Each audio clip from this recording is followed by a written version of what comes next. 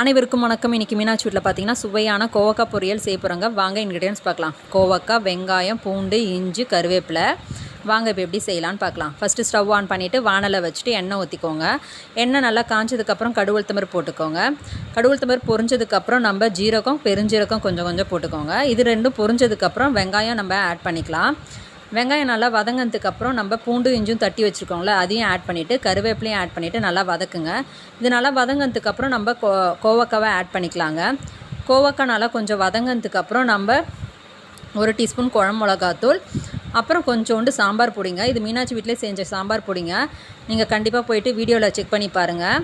அதுதாங்க இந்த டேஸ்ட்டே கொடுக்கும். சாம்பார் பொடி தாங்க இந்த கோவக்காய் பொரியலுக்கே டேஸ்ட் கொடுக்கும். அப்புறம் கொஞ்சோண்டு அதுக்கு தேவையான அளவுக்கு உப்பு, அப்புறம் கொஞ்சோண்டு தண்ணி தெளிச்சுட்டு மூடி வச்சுடுங்க. ஒரு 5 நிமிஷம் சென்று இறக்குனாக்கா சுவையான மீனாட்சி வீட்டு கோவக்காய் பொரியல் ரெடி ஆகிடுச்சு ஃப்ரெண்ட்ஸ். வாங்க சாப்பிடலாம். இந்த வீடியோ உங்களுக்கு பிடிச்சிருந்தா லைக் பண்ணுங்கள், கமெண்ட் பண்ணுங்கள், ஷேர் பண்ணுங்கள், மறக்காமல் சப்ஸ்கிரைப்